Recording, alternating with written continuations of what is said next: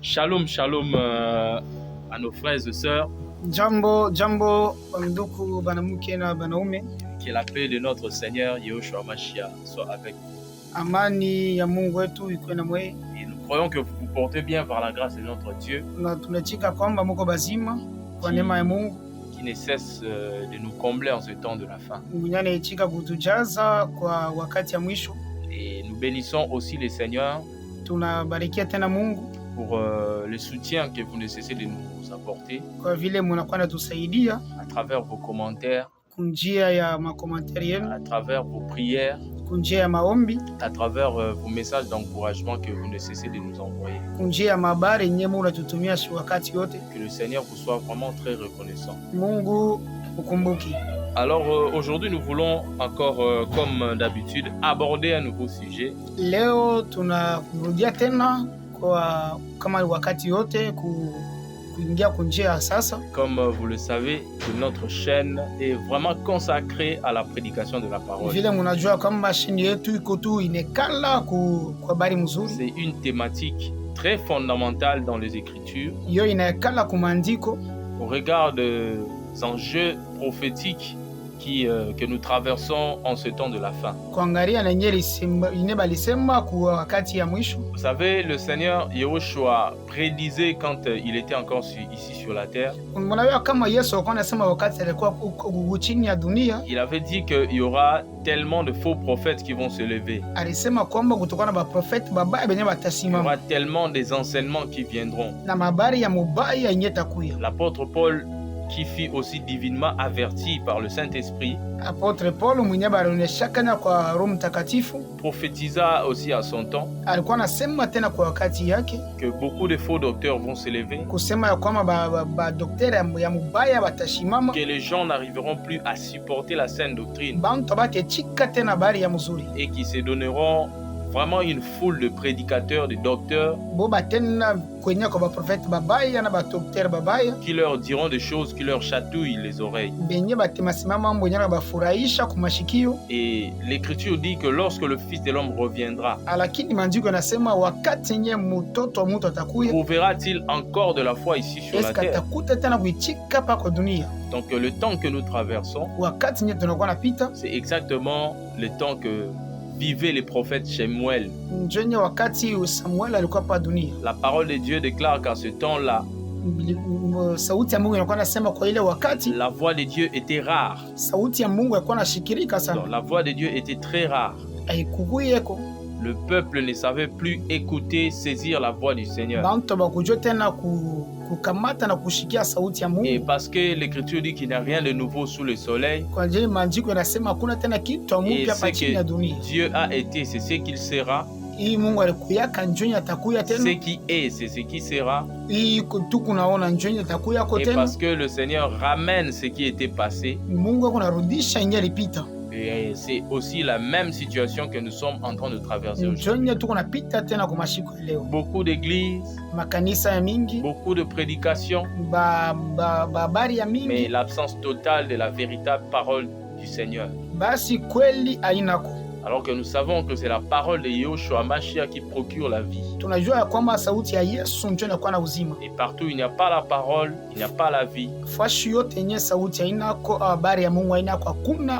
Et nous ne cessons de croire que vous et nous sommes vraiment bénis de Dieu, bénis d'Elohim, le Père de lumière, d'autant plus qu'il nous a encore envoyé l'esprit de réveil. Il nous a envoyé d'être éveillés, de savoir creuser dans la parole, d'avoir un esprit critique, de discerner toute pensée, tout esprit, d'approuver tout type d'enseignement pour voir s'il vient réellement du Seigneur. Exactement comme cela se faisait au temps des Juifs qui avaient cru la parole à Béré.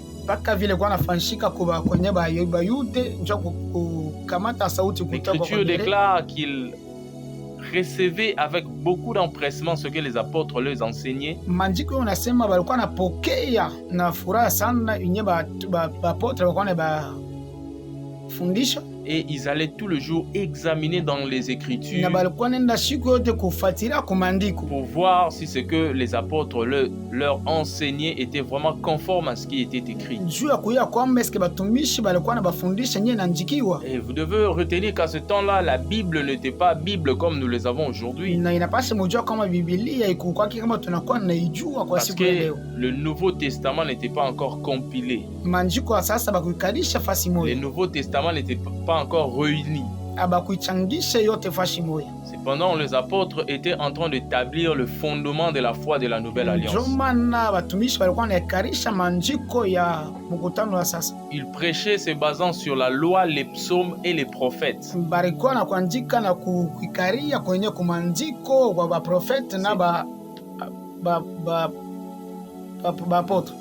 C'est ce qui faisait les fondements même de l'évangile selon Galates chapitre 1er du 1er au 4e verset.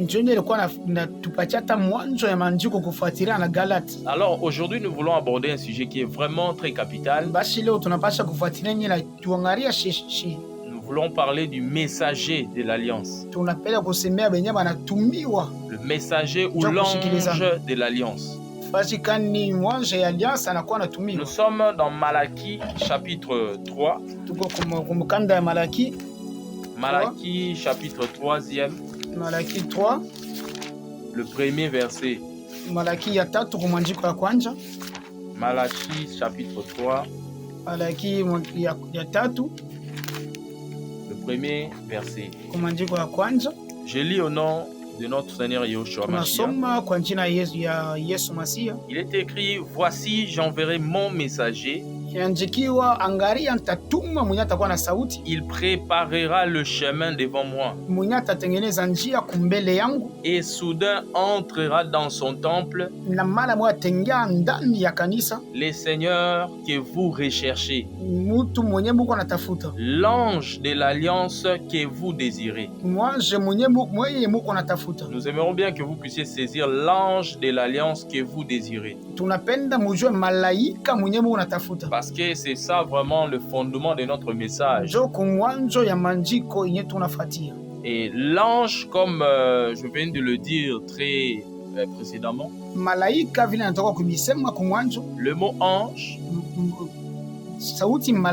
et le mot messager ils sont d'une même origine hébraïque. Vous savez que la Bible fut rédigée au maximum en 3 langues. Il y a l'Ancienne Alliance, l'Ancien Testament, que les Juifs appellent le Tanakh, c'est-à-dire la Torah, la loi. Les Nevi'im, c'est-à-dire les prophètes, et les Ketuvim, qu'on appelle les écrits. Et la loi était exclusivement communiquée au peuple juif.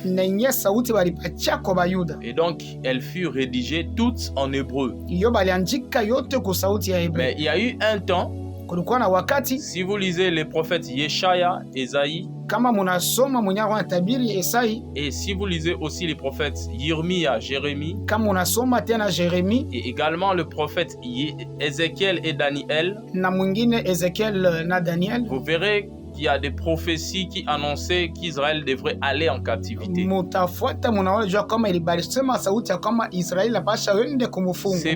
C'est pourquoi Israël allant en captivité, ils avaient aussi appris d'autres langues, notamment les livres de Esdras, les livres de Néhémie et certains écrits du livre de Daniel. Cela fut rédigé dans la langue araméenne. Maintenant, lorsque nous arrivons dans l'Alliance nouvelle, il y a des écrits hébraïques, notamment l'évangile de l'apôtre Matthieu, kufuatana tena na maandiko ya les épîtres de l'apôtre Pierre, maandiko ya Petro, et aussi le livre d'Apocalypse. na kufuatana tena na Apocalypse, parce que ces apôtres étaient des juifs.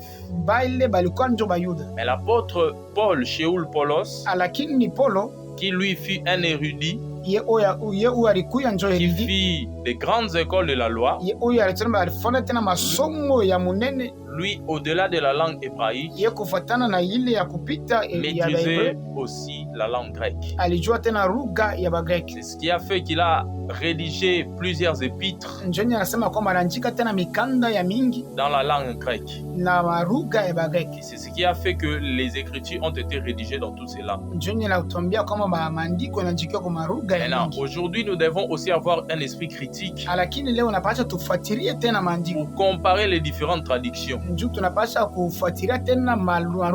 Et si nous en avons aussi l'opportunité, faire recours à certains écrits hébraïques ou grecs, pour des raisons de comparaison.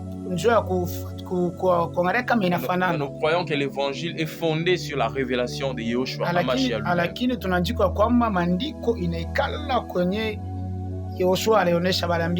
Et si vous voyez dans notre chaîne YouTube, on venait de parler sur l'ange de l'Apocalypse 1er, chapitre 1er.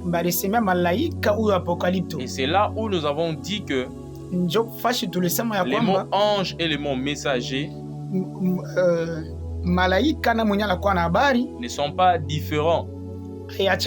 Parce que le mot ange de l'hébreu c'est dit malak. Et en grec, ça veut dire angelos. Tous ces deux mots traduisent le messager. C'est pourquoi vous verrez dans certaines écritures de la Bible, par exemple dans le livre d'Apocalypse chapitre 2 et chapitre 3, là-bas les écritures parlent des anges des églises.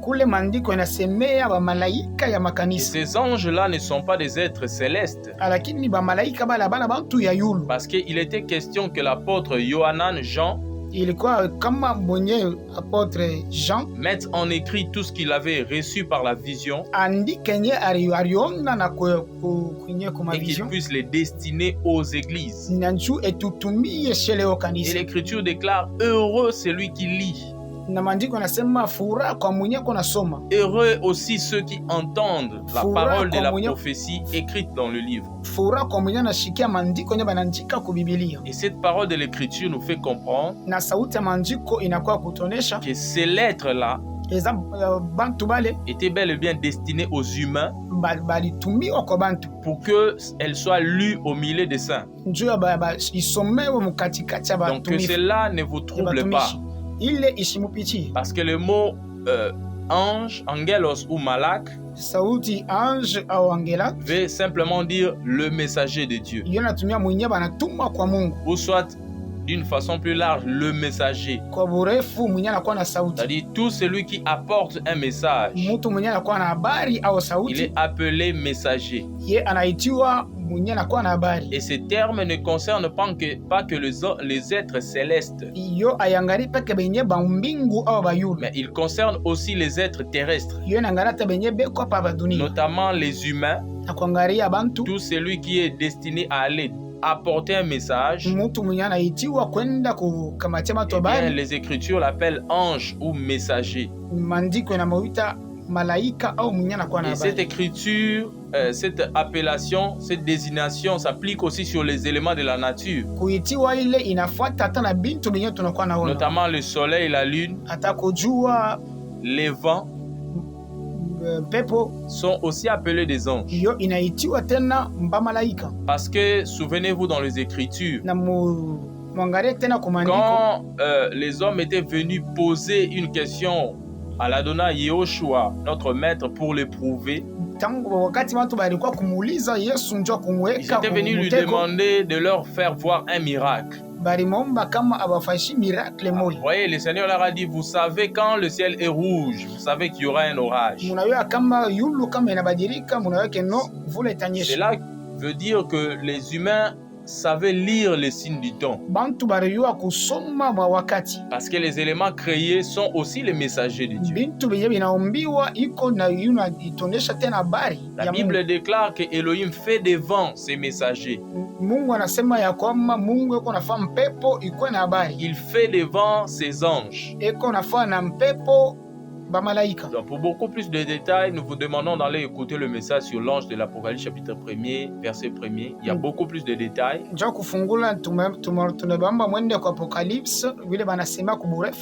Ou de chercher aussi l'ouvrage du prophète Placide sur l'angéologie biblique contre la Kabbale juive.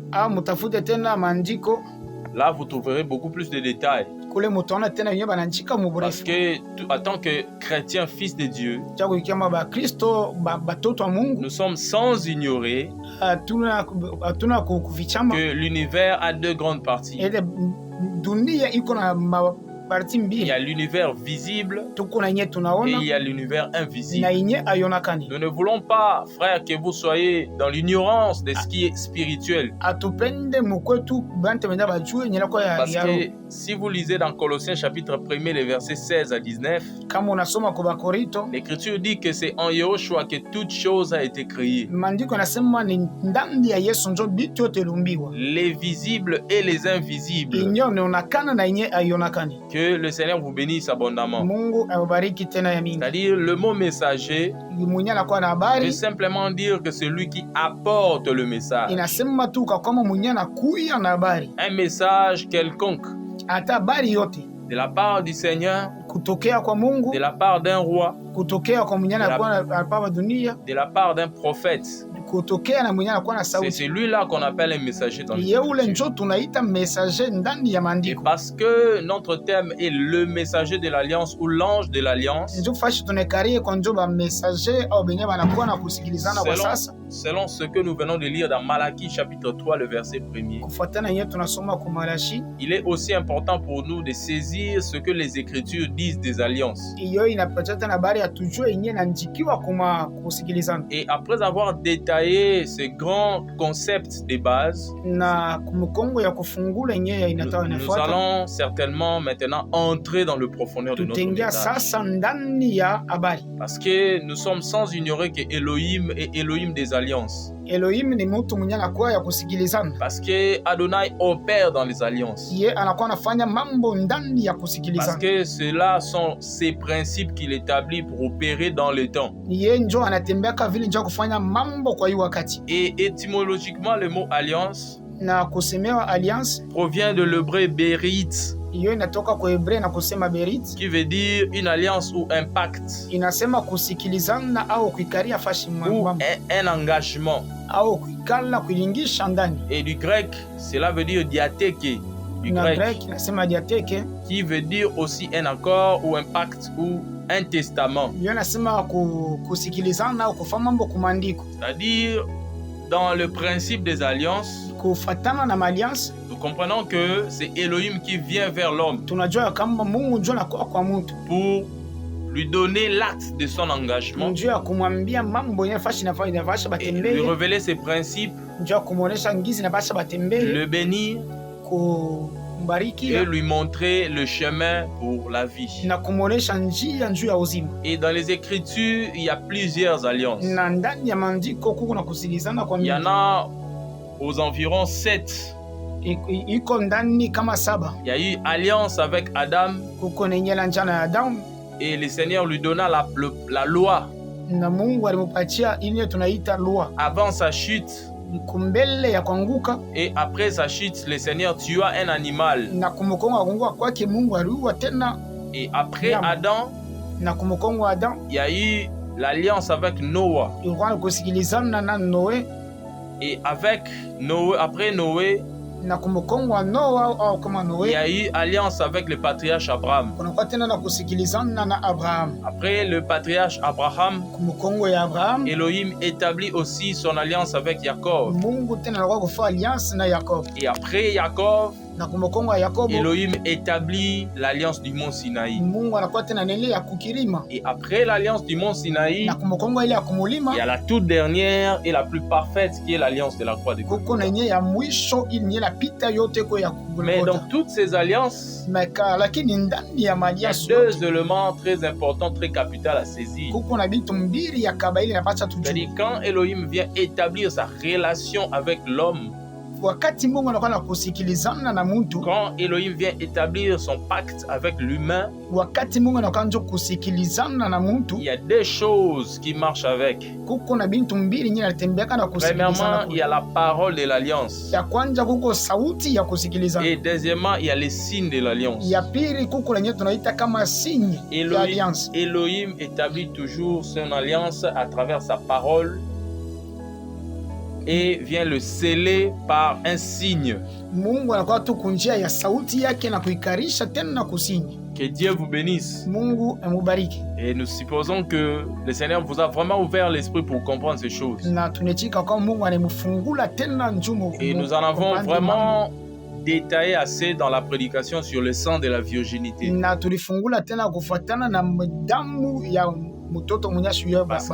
Parce que là-bas, nous avons aussi parlé des alliances. Parce que dans la révélation de la parole de Dieu, le sang de la virginité était et est un sang d'alliance. Parce que le mariage est une alliance humaine que le Seigneur a placée entre des humains. Et c'était un signe. Nous avons vraiment parlé avec beaucoup de détails là-dessus. Et dans le principe des alliances dans les Écritures, j'aimerais que nous puissions saisir qu'il y a trois grands types d'alliances dans la Bible.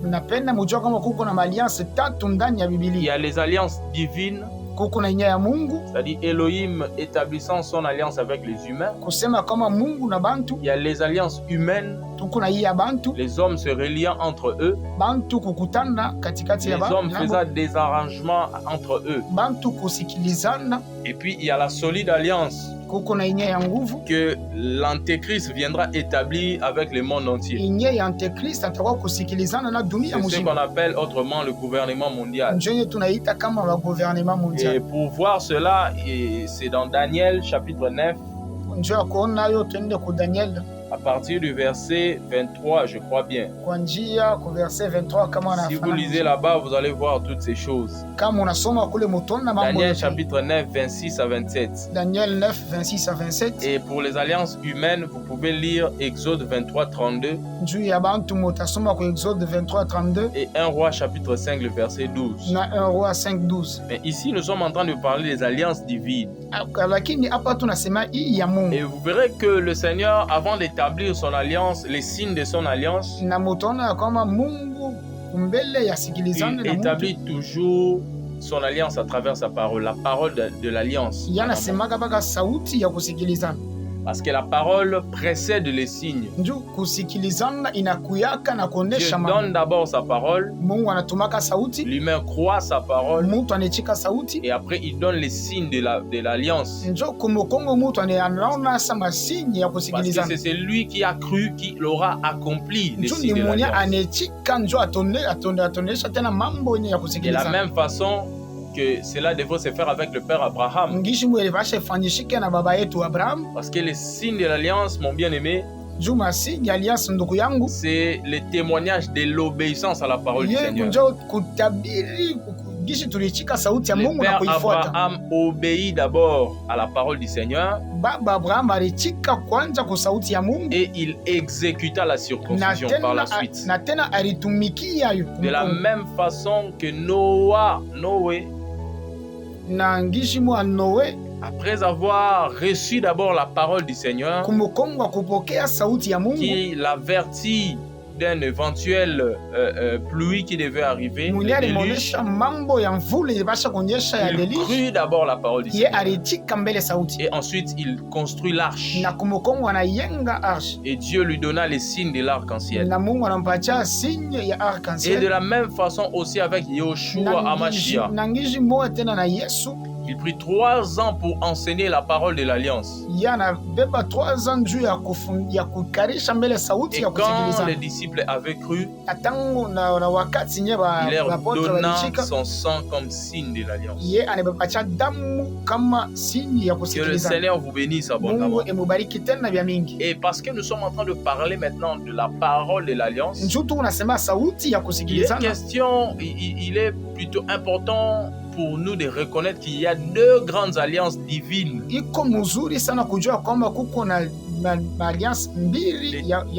Toutes les alliances qui soient, le Saint-Esprit quand il est venu, le Saint-Esprit nous a bien éclairé qu'il n'existe que 2 grandes alliances. C'est les 2 alliances qui concernaient le peuple et non les individus. Voilà, et ce sont les 2 alliances qui furent conclues par les sacrifices du sang. Il s'agit de l'alliance du mont Sinaï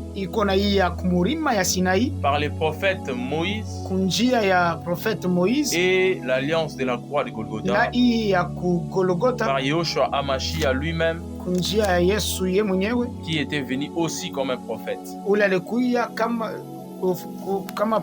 J'aimerais lire avec vous Hébreux chapitre 8. À partir du verset 5 au 9e verset. 5 à 9. Et puis nous allons lire le 13e verset. L'Écriture dit, je commence par le verset 4. Car s'il était sur la terre, il ne serait même pas prêtre.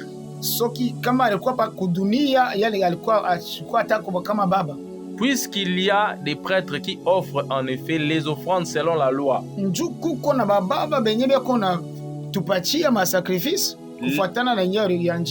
Lesquels, donc c'est-à-dire ces sacrificateurs qui servent l'exemple et l'ombre des choses célestes. Selon l'avertissement divin que reçut Moshe lorsqu'il devrait achever les tabernacles. Prends garde, lui dit-il, de faire toutes choses selon les modèles qui t'a été montré sur la montagne. Mais maintenant, il a obtenu un service d'autant plus excellent qu'il est le médiateur d'une alliance plus excellente qui a été établie sur de meilleures promesses. 7, j'aimerais que vous puissiez saisir cela. Car si la première avait été irréprochable, c'est-à-dire si la première alliance avait été irréprochable, c'est-à-dire si l'alliance de Moïse avait été irréprochable, si l'alliance du mont Sinaï avait été irréprochable, il n'y aurait pas eu lieu d'en chercher une seconde. Car c'est en les blâmant qu'il a dit, voici les jours viennent, dit le Seigneur, où je traiterai avec la maison d'Israël et la maison de Yehuda une alliance nouvelle, non selon l'alliance que j'ai faite avec leur père, le jour où je les ai pris par la main pour les conduire hors de la terre d'Égypte. Car ils n'ont pas persévéré dans mon alliance. Moi aussi, je les ai négligés, dit le Seigneur. Prenons maintenant le verset 13e. L'Écriture dit, en l'appelant nouvelle, il a déclaré vieille la première. Or, ce qui devient vieux et ancien inakuwa ya zamani, est proche à la disparition. Karibu na kupotea. C'est-à-dire la première alliance, dit l'Écriture, banakuwa nasema kusikilizana kwa kwanza, l'alliance de Moïse, ile ya Moïse, a vieilli. Iyo inazeka. Et parce qu'elle a vieilli, elle était prête à disparaître. Ilikuwa karibu na kupotea. Vous voyez l'esprit de l'Écriture. Quoi que le Seigneur ait conclu plusieurs alliances avec des patriarches qui sont venus avant, mais l'Écriture appelle l'alliance du prophète Moïse la première alliance. Et l'Écriture appelle l'alliance du Seigneur la seconde ou la dernière alliance. Parce que chemin faisant, nous allons démontrer que Elohim ne fera plus aucune autre alliance avec aucune autre personne. Elohim ne reviendra plus traiter une autre alliance qui soit sur la terre. Parce que l'alliance de la croix est parfaite. Parce que l'alliance de la croix est conclue avec un sacrifice qui est irréprochable. Ce qui veut dire que si le Seigneur doit conclure encore une autre alliance, c'est-à-dire il faut qu'il y ait un autre sacrifice. Je veux que nous puissions lire les Écritures pour voir comment le Seigneur établit son alliance avec le peuple. Nous sommes dans Exode chapitre 24. Vous verrez que c'était par le sang des boucs des animaux que Moïse établit son alliance avec le peuple. Elohim établit son alliance avec le peuple d'Israël. Je suis dans Exode chapitre 24. Je lis à partir du verset 5e. Je lis au nom de notre Seigneur Yahushua Mashiach. L'Écriture dit, et il envoya de jeunes hommes, des jeunes hommes qui sont fils d'Israël, qui firent monter les holocaustes et qui sacrifièrent des jeunes taureaux à Yahweh. Ils les sacrifièrent en sacrifice d'offrande d'épée. Et Moshe le prophète prit la moitié du sang et le mit dans des bassins. Et avec l'autre moitié, il aspergea l'autel. Il prit les livres de l'alliance et les lut aux oreilles du peuple. Et il dit, nous ferons tout ce que Yahweh a dit. Ça, c'est ce que le peuple a dit. Et nous obéirons. Moshe prit le sang et en aspergea le peuple en disant, voici le sang de l'alliance que Yahweh a traité avec vous selon toutes ces paroles. Cette écriture est claire. C'est-à-dire les livres de l'alliance furent rédigés avant les signes de l'alliance. Il faut d'abord croire la parole pour accéder à l'alliance. Et de la même façon que le livre d'Hébreux chapitre 8 le décrit, que l'alliance de Yahushua était la nouvelle alliance que Elohim avait promis au peuple d'Israël. Parce que la première alliance avait été initiée par le sacrifice, par le sang. De la même façon aussi, la nouvelle alliance fut initiée par le sang. Mais la différence, c'est que le premier sang était le sang de taureau. Le sang de taureau, selon Hébreux chapitre 10, selon Hébreux chapitre 5, Donc, les sangs de bouc et de taureau n'ont pas pu amener l'assistance, c'est-à-dire le peuple, à la perfection. Ce qui révélait déjà l'imperfection de l'alliance initiée par Moshe le prophète. Parce que n'oubliez pas le but d'Élohim. C'était de ramener l'homme à la position qu'il avait perdue en Éden. Que le Seigneur Yahushua Mashiach vous bénisse. Que Yahweh vous comble de sa grâce, frère. Yahweh avait besoin de restaurer Adam, de restaurer l'autorité qu'il avait perdue en Éden. C'est pourquoi Elohim commença à réagir à travers les prophètes. Mais malheureusement, l'alliance de Moshe avait failli. Les sacrifices du temps de la loi n'avaient pas donné le salut de Dieu. C'est pourquoi Elohim, blâmant l'alliance de Moïse le prophète, à cause de ses imperfections, quoique lui-même était l'initiateur de cette alliance. C'est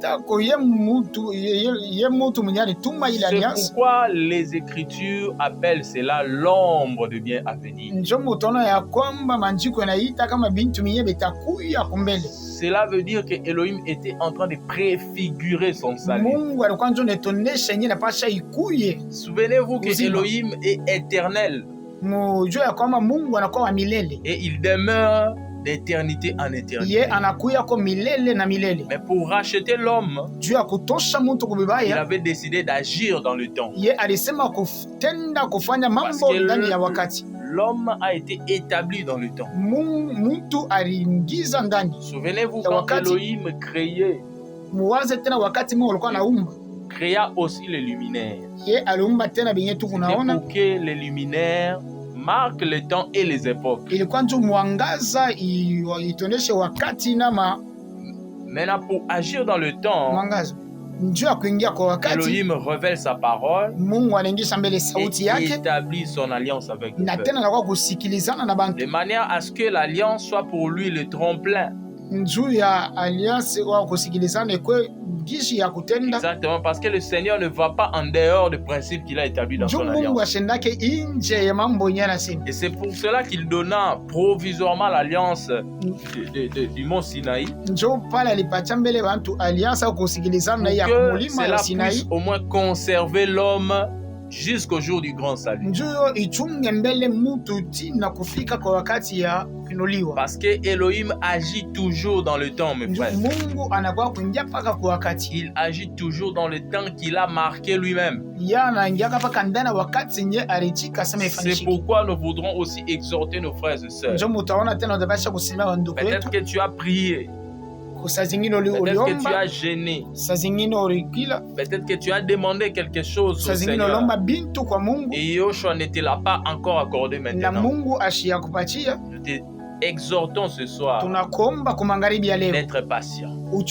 Parce que Elohim agit toujours dans le temps que lui-même a marqué. Si nous devons humainement analyser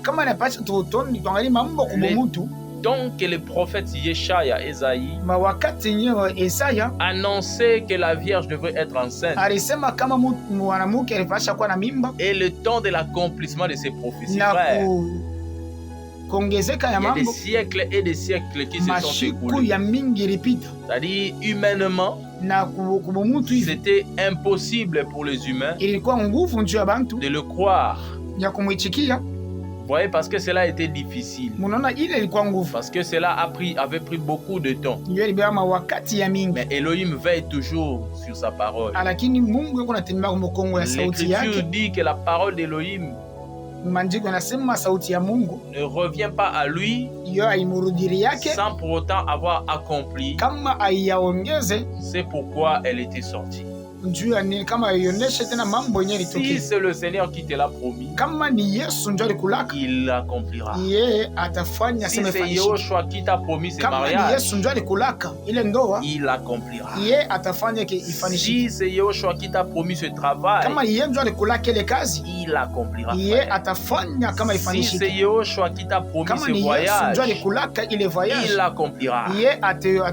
La parole déclare que c'est lui qui a fait cette promesse. Que ton cœur ne se trouble point.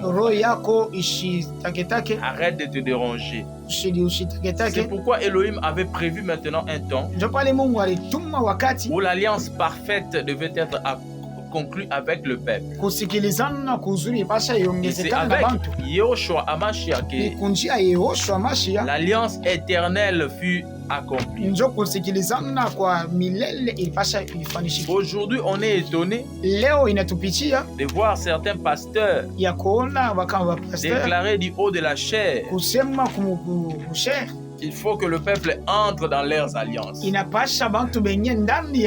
Seigneur a conclu une alliance particulière avec eux. Pour être béni, il faut entrer dans son alliance. Pour vivre le merveille, il faut entrer dans son alliance. Nous voudrons vous dire, bien-aimés, que cela est la voie de l'étranger.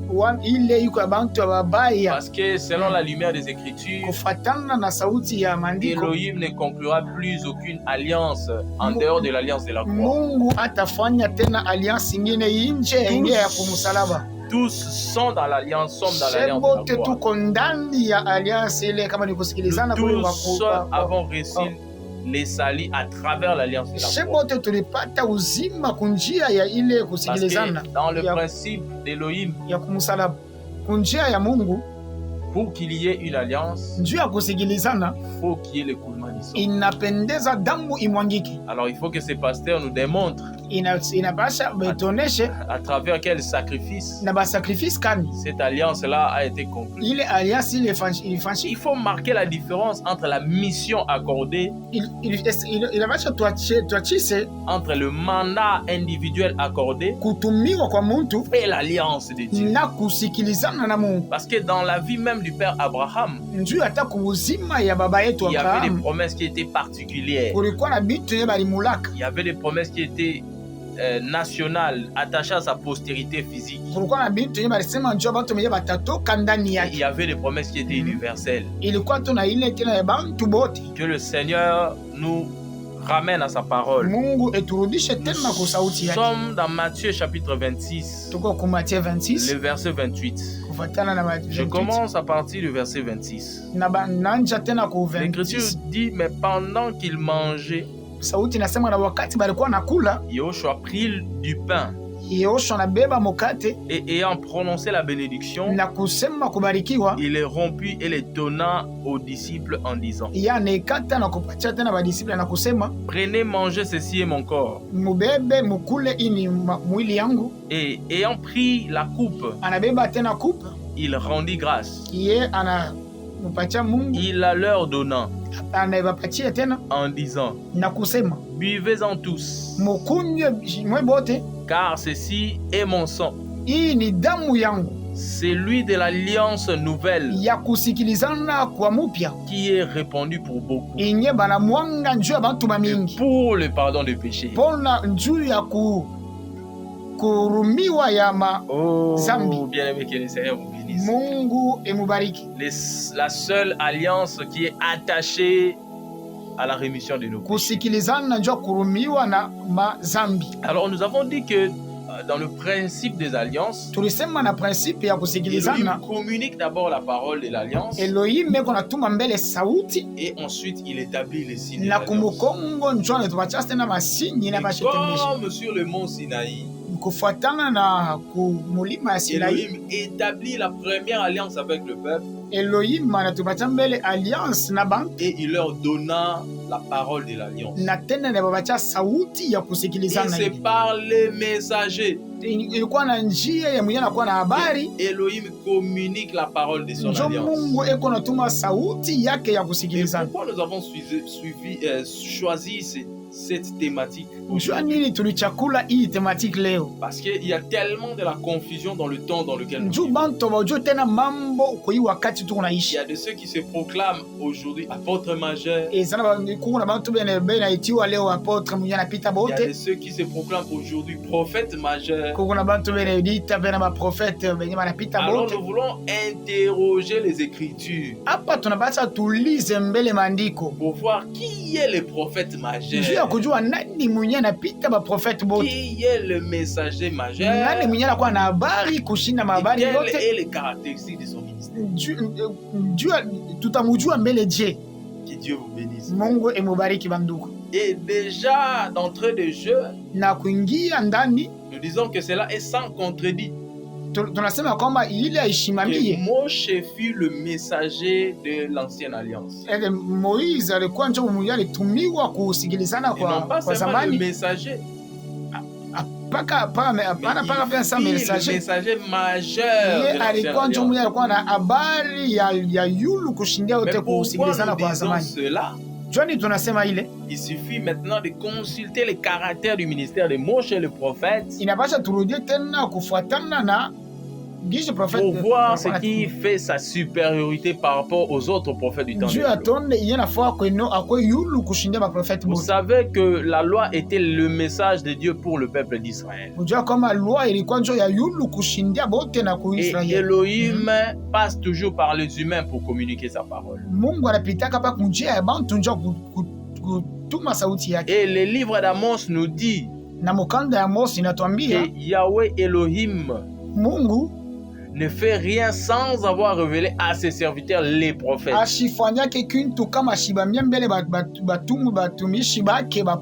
Et nous disons amen à cela. Mais qui sont ces prophètes?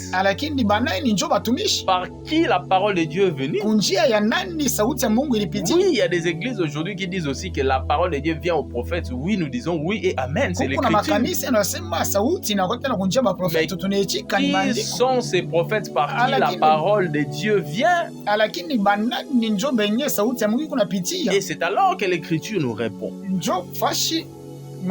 Les premiers prophètes par qui la parole de Dieu est venue, c'est Moshe le prophète. Parce que c'est lui qui établit les fondements du temps de la loi. Le peuple était dans l'esclavagisme. Le peuple n'avait pas de guide. Le peuple n'avait pas de repères. Parce qu'avant l'arrivée de Moshe le prophète, Elohim a traité avec les individus. Il a traité avec le père Abraham. Il a traité avec Jacob. Il a traité aussi avec Isaac. Et là, quand Moshe le prophète arrive, c'est là où il fallait libérer un grand nombre. C'est là où il fallait libérer le peuple. Et avant Moïse, rien n'était encore écrit. Parce que les témoignages divins passaient de bouche à l'oreille. Maintenant, quand les prophètes vinrent, c'est pour la première fois que Elohim établit son écriture. Et c'est pourquoi vous verrez que quand la Bible fait mention des écritures, on remonte toujours au temps de la loi. Et parce que Moïse était le prophète majeur, ce qui veut dire qu'avant lui, les fondements de la parole n'étaient pas encore révélés. C'est lui qui apporta la révélation de la parole. Il établit avec exactitude, sans aucune contradiction, sans aucune ambiguïté, le mode de la création de l'univers. C'est ça l'œuvre du prophète. Il établit la loi de Dieu parmi les peuples. Et la parole de Dieu déclare que cette loi était le guide du peuple. Les peuples ne pouvaient se détourner ni à gauche ni à droite. Parce que cela était l'unité des mesures établies par les prophètes. Vous voyez, les prophètes messagers viennent établir le fondement. Le prophète majeur vient montrer le chemin, établir le chemin. La parole de laquelle personne ne peut se détourner. Il y a plusieurs écritures, parce que nous courons derrière le temps, nous allons juste les mentionner. Si vous lisez dans Deutéronome chapitre 4, le verset 2, le verset 5e. Si vous lisez dans Deutéronome 4, le verset 25 à 26e. Je répète, Deutéronome 4, 2 à 5. Deutéronome 4, 2 à 5. Virgule. Deutéronome 4, 25 à 26. Virgule Deutéronome 5, le verset 32. Virgule Deutéronome chapitre 6, le verset 6 à 9. Là, vous verrez maintenant comment la loi était au cœur de l'alliance du Mont Sinaï. C'était la parole perpétuelle. C'était la parole des générations en génération. Quand Elohim établissait la loi, il disait aux pères d'Israël d'enseigner à leurs fils, aux fils de leurs fils, d'observer ce commandement. Ce qui veut dire que de génération en génération, il n'allait plus avoir une autre révélation pour ce peuple en ces temps-là. La parole de Moïse était la révélation du temps. Était la révélation des générations en génération. C'était la parole qui gouvernait l'âge de la loi. C'est pourquoi vous verrez que depuis Moïse jusqu'à Malachie, Elohim n'a plus communiqué une autre loi. Elohim n'a plus envoyé une autre loi, frère. Tout le monde devait ramener à Moïse le prophète. C'était le caractère supérieur de la prédication du prophète. Et c'est par cela que nous, l'Église, nous croyons que Moïse le prophète était le prophète majeur du temps de la loi. J'aimerais lire une écriture. Nous sommes dans Deutéronome chapitre 34. Le verset... Je prends seulement le verset 9e jusqu'au verset 12e. Écoutez ce que l'Écriture déclare. La parole déclare: et Yehoshua, fils de Nun, fut rempli de l'esprit de sagesse, parce que Moshe lui avait imposé le main. Les enfants d'Israël lui obéirent et firent ce que Yahvé avait ordonné à Moshe. Écoutez maintenant ce que dit l'Écriture. L'Écriture dit que et il ne s'est plus levé en Israël des prophètes comme Moshe, que Yahvé connaissait face à face, selon tous les signes et les miracles que Yahvé l'envoya faire en terre d'Égypte, Égypte, devant Pharaon kumbele Pharaon et tous ses serviteurs na batumishi bake et toute sa terre. na Et selon toutes ses mains fortes, et Moshe était fort, selon toutes ses mains fortes, kufuatana na nguvu yake, lakini Moshe alikuwa nguvu tena. Ce qui veut dire selon toutes les victoires qu'il a eues dans le combat qu'Israël livrait avec les nations. Inye kufuatana na Israel fasha alikuwa naweza. Et tous ces terribles prodiges Na mambo ya minene que Moshe fit sous les yeux inye Moshe alikuwa anafanya kumbele ya Israeli yote. Ici, l'Écriture place Moshe au-dessus de tous les prophètes d'Israël. Parce qu'il a accompli un travail exceptionnel. C'est-à-dire établissant les guides pour le peuple. Établissant le chemin pour le peuple. La loi de laquelle il ne pouvait se détourner. La loi de laquelle il ne pouvait aller ni à gauche ni à droite. Parce que c'est dans cette loi qu'il y avait l'approbation d'Élohim. Et vous verrez que le messager majeur, lorsqu'il établit la parole, c'est pour que tous ceux qui viendront après lui ne puissent que le répéter. Ne puissent que rappeler au peuple ce qu'il a enseigné. Et puisque ramener le peuple à ce qui a déjà été enseigné, établi.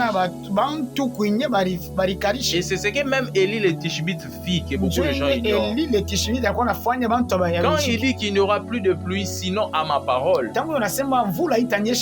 Élie le Tishbite connaissait ce que la parole déclarée dans Deutéronome chapitre 28.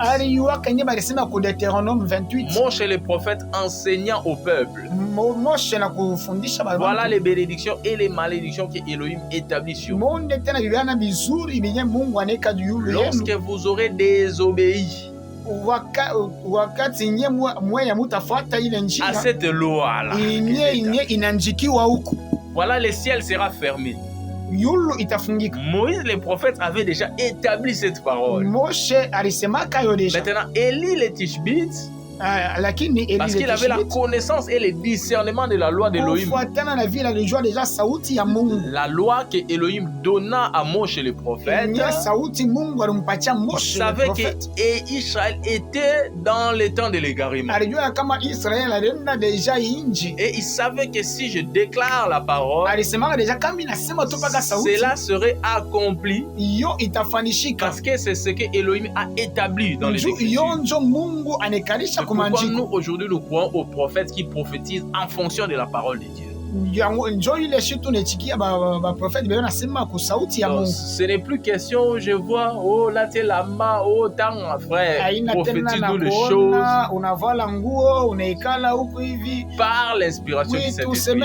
Vous voyez que la loi de Moïse était la règle. La loi de Moïse était suffisante. Il n'y avait rien à ajouter. Il n'y avait rien à retrancher. C'était là les messages établis du temps de la loi. Et tous les prophètes qui sont venus après n'ont prêché que Moïse. Souvenez-vous de ce que Elohim dit. Vous vous êtes détourné de ce que je dis à mon fidèle prophète. Et c'est cela le messager majeur. Il établit la parole. Personne ne peut le contredire. Personne ne peut s'en détourner. Personne ne peut aller ni à gauche ni à droite.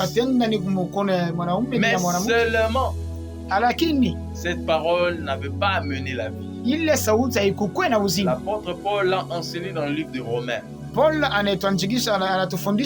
prophète Ézéchiel a prophétisé aussi dessus.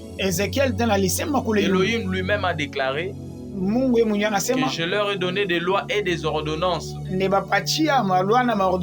pouvaient leur faire vivre. Parce que Elohim donnant cette loi à Moïse, un temps qui était bien défini. Maintenant, quand les temps marqués devaient être accomplis, les véritables messagers devaient être manifestés. Parce que selon Malachie chapitre 3 que nous venons de lire, l'Écriture dit qu'Israël, malgré le fait qu'il a déjà reçu le premier messager, c'est-à-dire Moïse, Israël était encore dans la recherche du messager. L'Écriture dit, voici, j'envoie vers vous mon messager. Yohanan le Baptiste qui préparera mon chemin et soudain entrera dans son temple. L'Adonai que vous recherchez, le Seigneur que vous recherchez, l'ange de l'alliance que vous désirez. Suivez bien l'Écriture. Dans cette parole de l'Écriture, il y a deux messagers distincts. Le premier est celui qui vient préparer le chemin.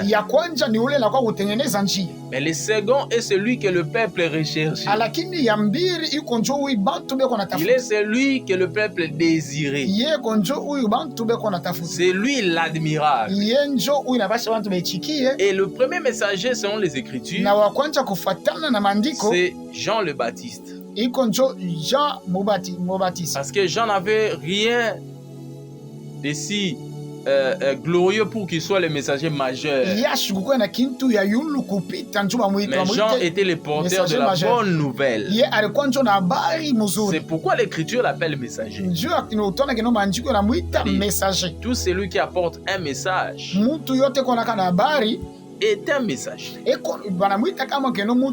là, il y a un second qui est plus grand. Et c'est celui-là que le peuple désire. Si nous lisons dans Ésaïe chapitre 40, du 1er au 6e verset, c'est là où le premier messager est décrit. Yohanan le Baptiste. Jean le Baptiste. La voix qui criait dans les déserts. Si vous lisez encore dans Matthieu chapitre 3, c'est là où vous verrez lui-même se reconnaître comme étant la voix qui criait dans les déserts. Parce que l'ordre lui fut donné de préparer les chemins du véritable messager. De préparer le chemin du messager de l'alliance.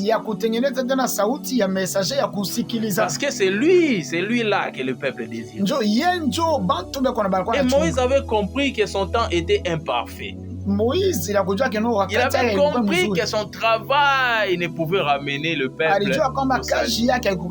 Et il annonçait un autre prophète qui devait venir. Saisissant le langage du prophète, il dit que Yahweh Elohim suscitera au milieu de vous un prophète qui sera comme moi. C'est là où l'écriture devient intéressante. Parce que la Bible déclare dans Deutéronome qu'il n'y a plus eu de prophète comme Moïse. Nous sommes dans Deutéronome chapitre 18, le verset 15. Jusqu'au verset 19. 15 à 19. Nous lisons au nom de Yahushua. L'Écriture dit Yahweh ton Elohim te suscitera du milieu de toi d'entre tes frères un prophète comme moi. Un prophète comme moi. Ça, c'est le prophète Moshe qui le déclare. Alors que Deutéronome chapitre 32, et 34 plutôt, 34. Deutéronome chapitre 34, du 10e au 12e verset que nous venons de lire, 10 au 11e, dit qu'il n'y a plus eu des prophètes semblables à Moïse. En allant de de Moshe lui-même jusqu'à Malaki, il n'y a plus eu de prophète qui soit comme Moïse. Mais Moïse prophétise, il dit, Yahweh ton Elohim te suscitera du milieu de toi, parmi toi, d'entre tes frères, un prophète comme moi. Vous l'écouterez. Selon tout ce que tu as demandé à Yahweh ton Elohim, à Horeb, les jours de l'assemblée, quand tu disais que je n'entende plus la voix de Yahweh mon Elohim et que je ne vois plus ces grands feux, le Père de mourir. Alors Yahweh me dit, ça c'est Moïse qui parle, ce qu'ils ont dit est bien. Je leur susciterai un prophète exactement comme toi Moïse, du milieu de leurs frères. C'est-à-dire ce prophète devait être un juif. Soit ce prophète devait être l'un des fils d'Israël, issu de ces 12 tribus. Et l'Écriture dit que comme toi, du milieu de leurs frères, je te susciterai un prophète. Regarde ce que l'Écriture dit. Je mettrai mes paroles dans sa bouche. Et il leur dira tout ce que je lui ordonnerai. Et il arrivera que si un homme n'écoute pas mes paroles qu'il dira en mon nom, je lui en demanderai compte. Oui, Olivier, j'aime les Écritures. Oh, nous aimons vraiment les Écritures. Nous aimons les Écritures, frère. Parce que dans les Écritures, il y a la vie. Dans les Écritures, il y a la vérité. Dans les Écritures, il y a la force. Dans les Écritures, il y a la joie, frère. Regardez ce que le prophète déclare. Le prophète dit que Yahweh Elohim suscitera du milieu de vous un prophète exactement comme moi. Quand l'Écriture dit exactement comme moi, il faut maintenant voir qui était Moïse.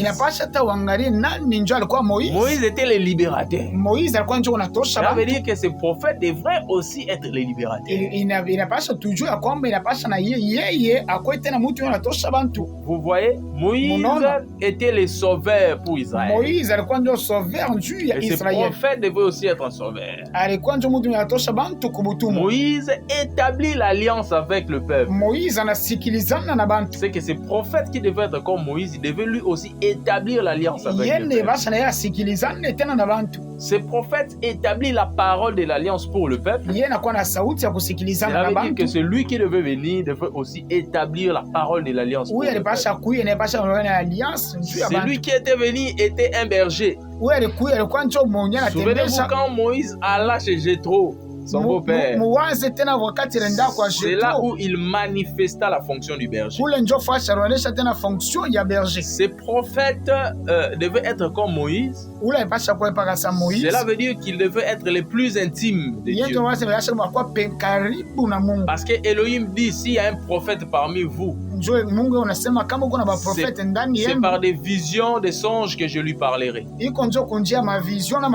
à Moshe, je lui parle face à face. Oh, mon bien-aimé. C'est les mêmes caractéristiques que devaient avoir ces prophètes. Et c'est lui qui aura répondu à tous ces critères. C'est celui-là qui est le prophète comme Moïse. Oh, nous allons voir maintenant dans les Écritures qui est ce prophète. Parce que ces prophètes, selon Malaki chapitre 3, doit être le messager de l'alliance. Et ces prophètes doivent être n'est-ce pas, doit entrer dans le temps. inapasha ingie na kwa wakati. Ce prophète Ule prophète doit être celui que le peuple a toujours attendu. inapasha kwa njoo yenye batu barikuwa na Parce que chunga. l'écriture dit que celui que vous désirez. Vous voyez? Maandiko nasema mwenye mwe muko na chunga Et là, munapenda. nous allons lire quelques portions des Écritures Pale tutasoma hata pour maandiko kidogo. ressortir maintenant les caractéristiques de ces prophètes. Njoo ya kutosha tena magishi prophète inapasha kuya. Que le Seigneur vous bénisse. Mungu emubariki.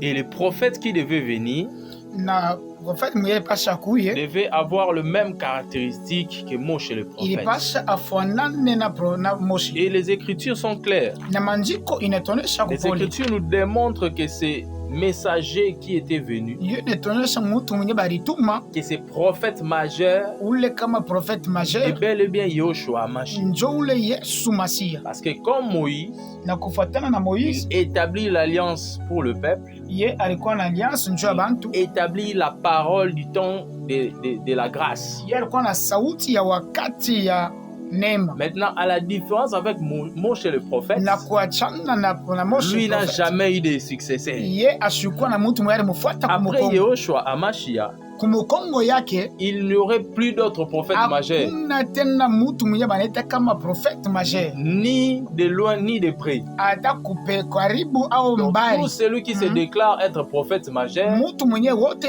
yote neita prophète réunit majeur. l'humanité de Yeko Yehoshua. nabisha bumutu wa Lisons Yesu. alors les Écritures qui nous détaillent l'accomplissement de cette prophétie.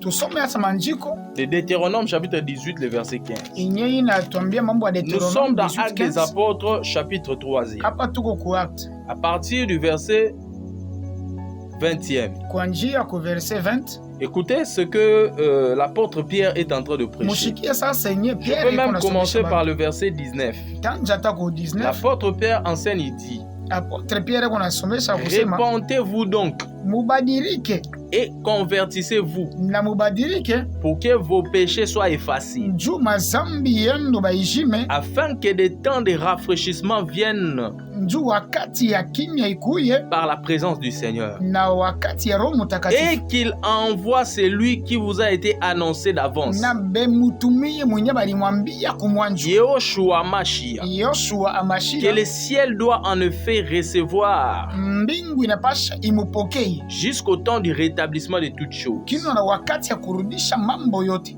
dont Elohim a parlé par la bouche de tous les saints prophètes de tout kukinywa ya âge. bantu batumishi bote balikuwa kukumbe. Car Moshe a en effet Nju Moshe alifanya dit au Père: aliambia baba, le Seigneur votre Elohim Mungu wenu vous suscitera d'entre vos frères yatashimamisha ndani ya banduku yenu un prophète comme moi. profete kufuatana na mimi. C'est lui que vous écouterez dans tout ce qu'il vous dira. Mwe mutashikia kwa vyote atemwambia, Et il arrivera que na itakuwa kwamba kusema toute âme qui n'écoutera pas ce prophète bantu bote benye sera batamushikia exterminée du milieu du peuple. batebaisha ndani ya bantu. Et même tous les prophètes qui ont successivement parlé depuis Samuel, Ata bantu banaanza kusema na kufuatana kutokea Samuel. tous ces prophètes-là ont aussi annoncé d'avance ce jour-là. Baprofeti bote balisema kumwanjo njuu ya ile siku, Vous, mwei vous êtes les fils des prophètes. muko batoto baba profeti, Vous êtes les fils de l'Alliance. muko batoto ya Vous kusikilizana, êtes les fils du Testament muko batoto ya maandiko ya zamani que Elohim a fait avec vos pères. benye Mungu alifanya na baba Il yenu. a fait le testament en disant à Abraham: Alifanya testament la kumwambia toutes les Abrahamu, familles de la terre seront bénies en ta postérité. majamaa yote ya dunia batabarikiwa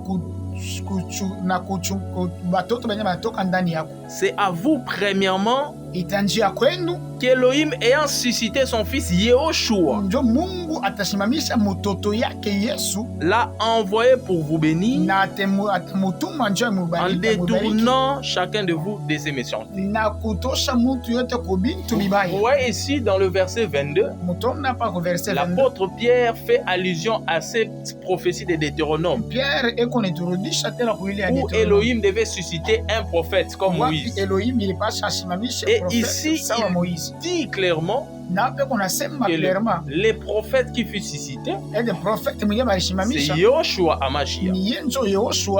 Et il suffit de lire ces passages minutieusement pour comprendre ce que l'Écriture déclare.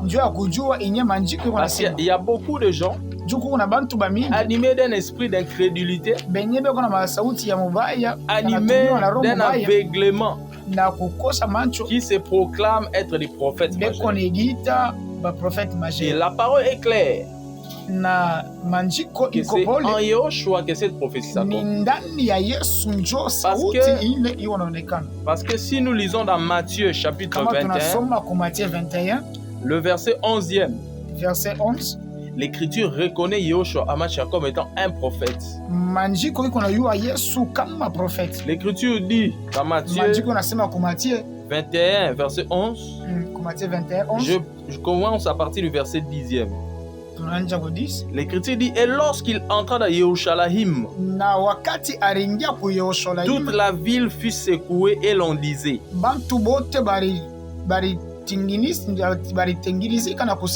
qui est celui-ci?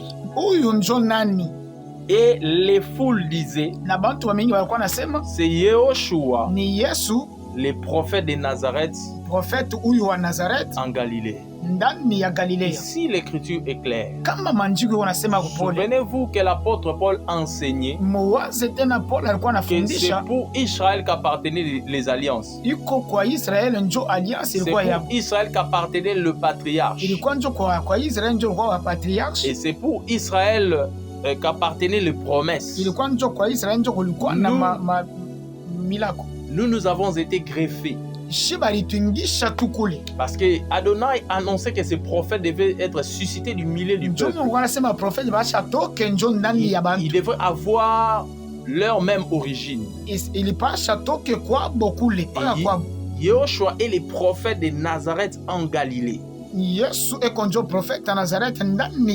selon Actes chapitre 3, le verset 22 à 26, c'est Yoshua qui accomplit la prophétie de Deutéronome.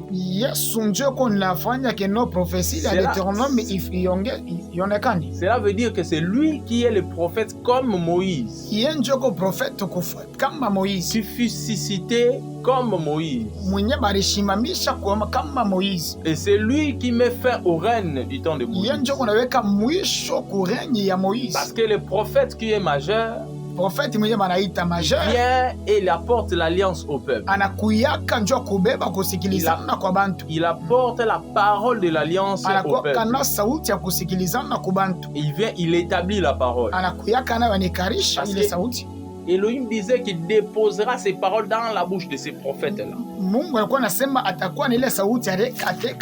y a encore une autre écriture qui le dit de façon explicite. Que Yoshua était venu comme l'ange d'Elohim.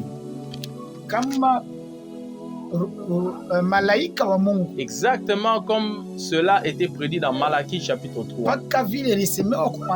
Écoutez ce que l'Écriture dit dans Galates. Nous sommes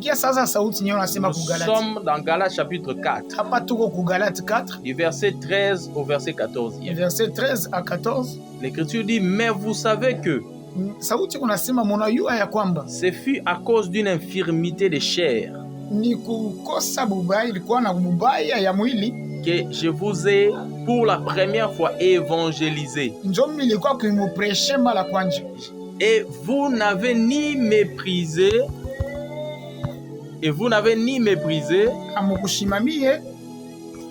Et l'Écriture le déclare. Mais vous savez que ce fut à cause d'une infirmité de chair que je vous ai pour la première fois évangélisé.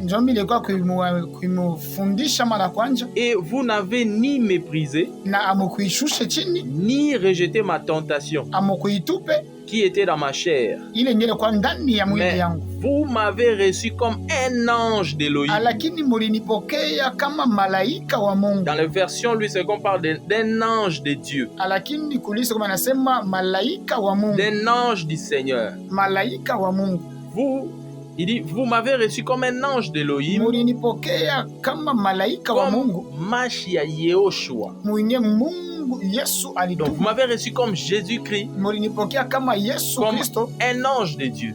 kama malaika wa Mungu. Ici l'apôtre Paul nous explique Hapa Paul eko netuexplike exactement l'ange de Malachie chapitre 3. kufuatana na ange ya Malaki 3, C'est Yehoshua Hamashiach qui est venu accomplir cela. ni Yesu ndio alikuwa kuonesha hili. Parce qu'il est l'ange de l'alliance. Ye ni mwanje mwenye wa L'ange kusikiliza. de l'alliance nouvelle. Ye alikuwa na hii ya mupya. L'ange de l'alliance éternelle. Ye alikuwa na hii ya mupya. L'ange de l'alliance de la croix. Kusikilizana kwa msalabani. Et parce que l'écriture est claire, Manjiko iko nous pole. comprenons que c'est Yehoshua qui est le messager du temps de la grâce. Tunechika kwamba Yesu njo messager wa Il y a wakati. plusieurs écritures qui détaillent cela. Kuko na manjiko mingi kunetonesha hili. L'écriture dit dans Jean chapitre 1er, le verset 17, Manjiko unasema vile ku Jean 1er que la 17 loi fut donnée par Moïse et les prophètes, kama loi balimupatia Moize, mais la grâce nous est venue par Yehoshua lakini Mashiach. neema inakuwa kwa njia ya Yesu Masihi. Moshe donna la loi comme parole de son temps. Moshe alikuwa na loi kama sauti yake ile wakati, Yehoshua enseigna la grâce comme la parole du temps lakini Yesu eko natufundisha sauti de la fin. neema kama sauti ya hii wakati. Jean chapitre 1er, le verset 17. Jean 1er 17. Car la Torah a été donnée par le moyen de Moshe. Torah balimpatia kunjia ya Moshe. La grâce et la vérité sont venues par le moyen de Yehoshua. Lakini neema na kweli ilikuwa kunjia ya Yehoshua nous Yesu. a communiqué la parole de notre temps. Yeye alikuwa na sauti ya yetu wakati. Et il est pour nous Eko njuu yetu très important de reconnaître ya kabaila sana ya kujua que Yehoshua était venu comme un homme, frère. kama Yesu alikuwa kufuatana Il na était Mungu, venu dans la chair. alikuwa na mwili. Et c'est ce que l'écriture déclare. Ile ndio manjiko iko nasema, La parole de Dieu déclare sauti ya Mungu iko nasema qu'il y a un seul Elohim kuko paka Mungu moya, et il y a un seul Dieu. kuko paka Mungu moya, Il y a un seul médiateur entre Dieu et les hommes. kuko paka mtu mmoja uko katikati ya shiye na ya Mungu na Ce shiye. médiateur, c'est Yehoshua Hamashiach homme. Lakini mediateur ule ni Yesu mtu. Parce que ce prophète devait être un homme. Ule mtumishi libasha kwenjo mtu Exactement comme Moïse.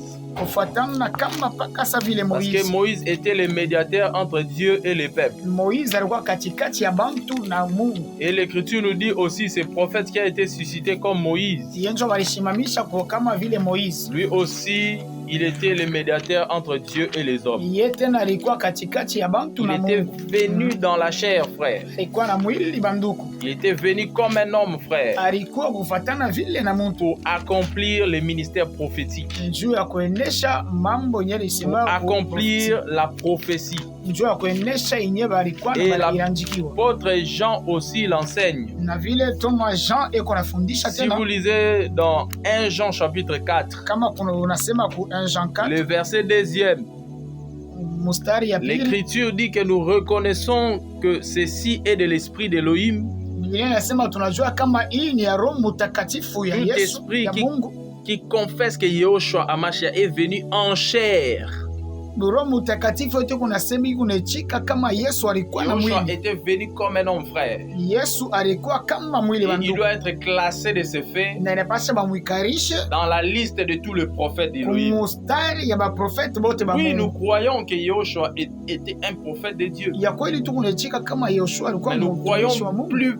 bien plus que cela, il était notre rédempteur. Lakini tunechika kupita tena pale Il est notre Elohim, frère, notre Dieu. Mungu wetu. Il est notre créateur. Ye alituumba. Mais il est venu dans la chair Alikuwa na mwili pour accomplir la juu ya prophétie. kuenesha yenye ilikuwa Et c'est profesi. lui qui est le prophète majeur du temps de la grâce. Yeye ndio ko profeti ya yulu kwa tangu kwa wakati ya La neema. parole de Dieu déclarée Sauti ya Mungu yenye que balisema Moïse fut établi comme prophète, Moshe balimwikarisha kama que le profeti. peuple l'écoute. Juu ya bantu bamushikie. Parce que le peuple n'était pas à mesure de supporter le scénario de la montagne de Sinaï. Juu bantu bakupasha kushikia ile sauti ya mulima ya Sinai. La Bible déclare qu'Elohim était descendu. Biblia inasema Mungu alishuka, La montagne était remplie de fumée.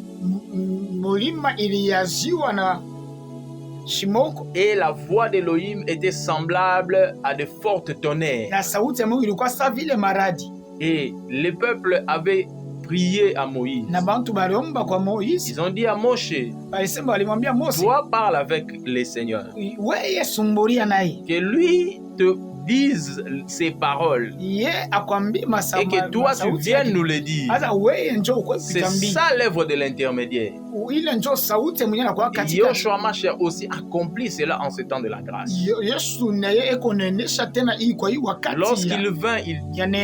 Lorsqu'il vint sur la chair, lorsqu'il vint plutôt sur la terre, la parole de Dieu déclare dans le livre de Matthieu chapitre 3. La parole de Dieu déclare dans le livre de Matthieu chapitre 3. Celui-ci est mon fils bien-aimé. Écoutez-les. C'est exactement ce que le prophète Moshe déclara dans le livre de Deutéronome. Et le Saint-Esprit continue à insister sur ce point. Hébreux chapitre 1er, le verset 1er. L'Écriture dit que Elohim a parlé à nos pères de plusieurs manières, à plusieurs reprises, par les prophètes. Mais en ce temps, il nous a parlé par Yoshua Mashiach. C'est Yoshua qui est venu établir la parole du temps de l'Alliance. C'est pourquoi dans Jean chapitre 6, il dit que tout ce que je vous dis, c'est ce que j'ai reçu. Et l'Écriture dit que c'est lui qui croit au Fils est sauvé. Celui qui ne croira pas au Fils, celui qui ne croit pas au Fils est déjà condamné. Parce que l'Écriture disait que celui qui n'écoutera pas ce prophète doit être retiré du milieu du peuple. Cela veut dire quiconque ne croit pas la voix de Yoshua n'accédera pas au royaume des cieux. Il sera retranché du milieu du peuple. Parce que c'est lui qui est le prophète majeur. C'est lui qui a établi le message du salut par sa mort. Et c'est ce que tous les apôtres ont répété. Le messager majeur, quand il établit la parole, personne ne peut s'en détourner. Personne ne peut y aller ni à gauche ni à droite. Personne ne peut y ajouter. Personne ne peut y retrancher. Personne ne peut modifier l'évangile de Yoshua Mashiach est semblable à l'édit du roi scellé par son anneau. Cela ne peut être soumis à aucune modification. C'est pourquoi quand les apôtres sont arrivés, ils n'ont fait que répéter les messagers. Rien de tout ce que les apôtres ont enseigné n'a pas été mentionné par Yoshua Mashiach. Paul qui établit l'évangile pour les nations n'a fait que répéter ce que Yoshua Mashiach a ordonné. Il a dit allez partout dans le monde, faites des nations parmi les disciples.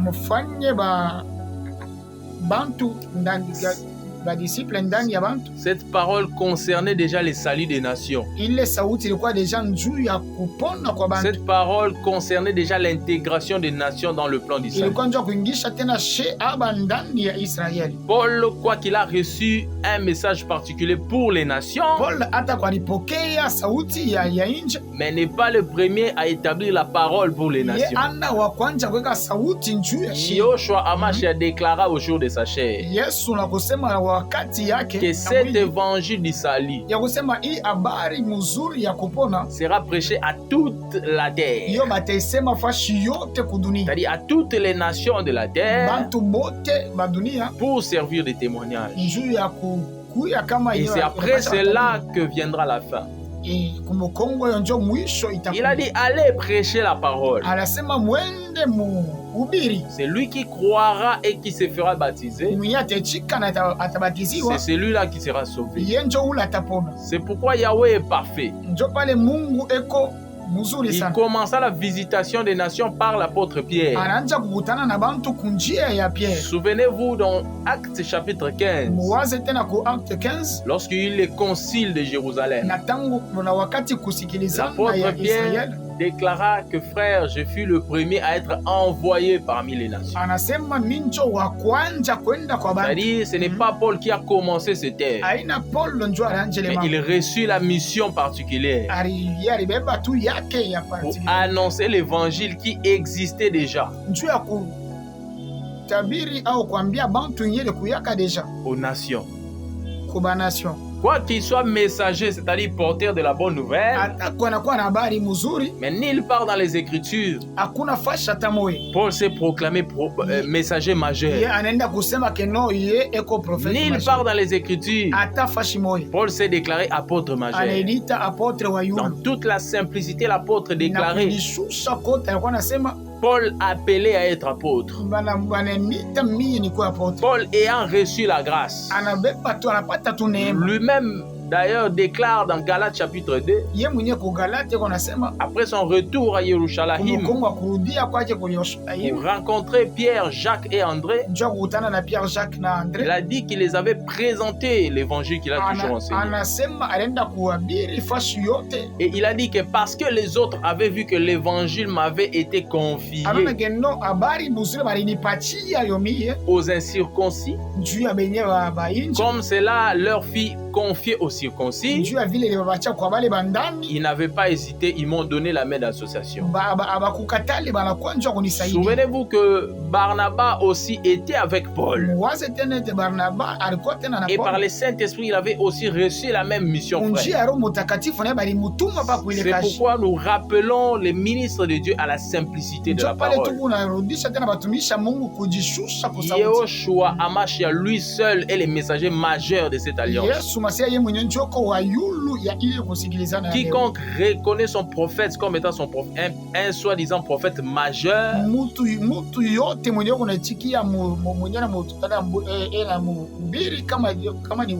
il renie la supériorité de Yehoshua. Il renie le fait que Yehoshua est le messager majeur du temps de la grâce. Il renie le fait que Yehoshua est lui, c'est lui qui a établi la parole de la grâce. Et tous ceux qui doivent arriver après ne peuvent que le répéter. C'est pourquoi on n'est pas censé répéter un soi-disant prophète. En dehors de Yehoshua Mashiach. Pierre l'a répété. Paul l'a répété. Jean l'a répété. Et nous tous, nous continuons le ministère de la répétition. Oh frère, soyez attentifs à la parole. Parce que le temps dans lequel nous vivons est un temps très fâcheux. Les fausses doctrines ne font qu'émerger.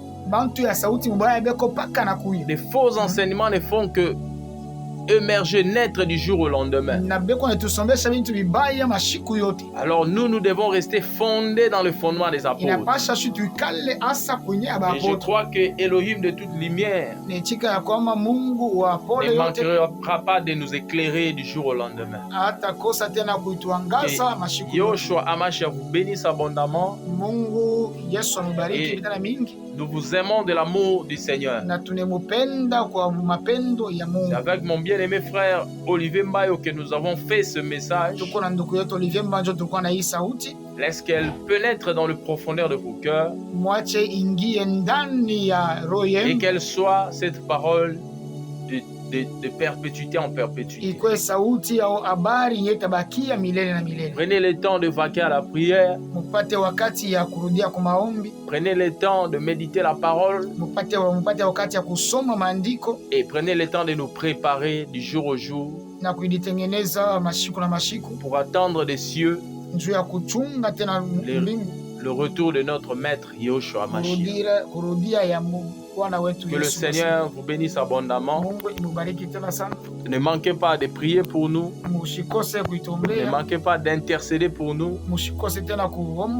Et Yehoshua Mashiach ne manquera pas de vous bénir. Et je crois que nous nous reviendrons très prochainement. Nous nous reverrons très prochainement. Si notre maître ne revenait pas.